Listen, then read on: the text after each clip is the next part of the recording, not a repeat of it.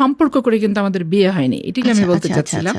পরিচিত ওইখানে তখন ম্যাডাম ওপেনই বলছে বক্তৃতার ভিতর, যাই পাপিয়া সবার বিয়ে হয়ে যাচ্ছে, তুমি বিয়ে করছো না কেন? পাপিয়ার তো বিয়ে হয় নাই, পাপিয়ার সাথে হারুনের বিধি দিলে কেমন হয়, এক ইউনিভার্সিটির। আমি রাজি না, মানে আমার মাথায় নাই যে পলিটিক্যাল ছেলে আমাকে বিয়ে করে সারাদিন ঘরে ওইরকম পলিটিক্স করতে হবে। পরে 4 ফেব্রুয়ারি 1994 আমার বিয়ের দিন ধার্য হলো। তো বিয়ে করে নিয়ে চলে আসছেন, এসে আমাকে হলে তুলে দিচ্ছে।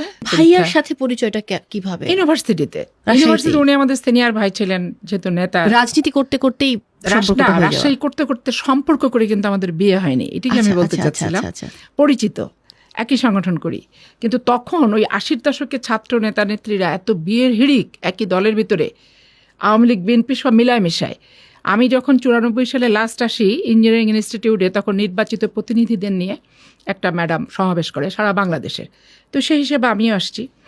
আসার পরে এদিকে খায়রুল কবির খোকন শিরিন বিয়ে করছে, আমানুল্লাহ আমান বিয়ে করছে, ইলিয়াস আলী বিয়ে করছে, মিলন, ফজলুল হক মিলনে, তারপরে হচ্ছে এহসানুল হক মিলন, নাজিমউদ্দিন আলম। তো পরে ম্যাডামের মাথায় আসছে, বলে যে পাপিয়ার তো বিয়ে হয় নাই। ও মাই গড। ঠিক আছে, তো আমাদের ব্যারিস্টার আমিনুল হক সাহেব ছিলেন, ওনাকে বললো পাপিয়ার তো বিয়ে হয় নাই, পাপিয়ার সাথে হারুনের বিধি দিলে কেমন হয়, এক ইউনিভার্সিটির। তখন ও বলছে যে ম্যাডাম আমি একটু ট্রাই করছিলাম, কিন্তু এগুলো পাপিয়া সন্ধ্যে দাঁড়ায়। বলো কী বিয়ে করতে চায়? বলো চাকরিজীবী বিয়ে করতে চায়।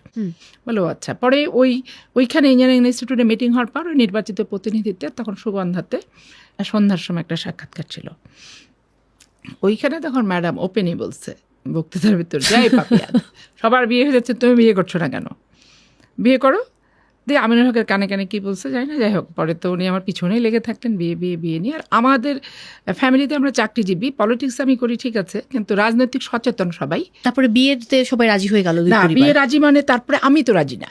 আমি রাজি না মানে আমার মাথায় নাই যে পলিটিক্যাল ছেলে আমাকে বিয়ে করে সারাদিন ঘরে ওইরকম পলিটিক্স করতে হবে।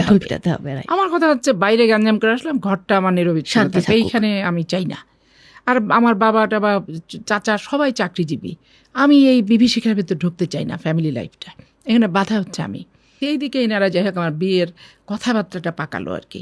আমার ননদের হাজব্যান্ডকে ডেকে, তারপরে আমার বাবাকেও ডেকে নিয়ে চলে আসছে। নিয়ে এসে আমাকে বলছে তোমার কোনো পছন্দ আছে কিনা? আমি বলছি না, পছন্দ নেই।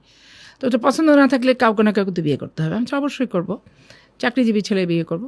তো পরে আমাকে উনি অনেক বুঝালেন যে আমিনুল হক, যে তুমি চাকরিজীবী ছেলে বিয়ে করবা, তোমার সহকর্মীদের সাথে দেখা হবে, কথা বলবে, তোমাকে পার্টির মিটিংয়ে নিতে আসবে, মিটিং শেষ করে রাত্রে বাসায় দিয়ে যাবে। তোমার হাজব্যান্ড যদি ঢুকতে না দেয়, যদি অবিশ্বাস করে, যদি সেটা অ্যালাউ না করে, তুমি ওইখানে কি তখন পারবা? এই যে সারা জীবন যেগুলো করে আসতেছো, এগুলো ছাড়া বাসাতে তখন ওই জীবনটা ভালো লাগবে তোমার?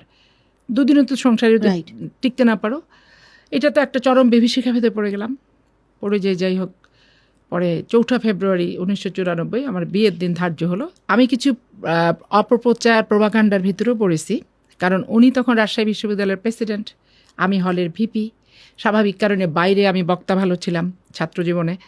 এরশাদ বিরোধী আন্দোলন তখন যে কোনো জায়গায় খুবই যে কোনো সময় আমাকে মিটিংয়ে দৌড়াতে হতো, যেতে হতো। উনিও কখনো ইনভাইটেড, আমিও একসাথে কখনো ইনভাইটেড, কখনো আমি একা ইনভাইটেড।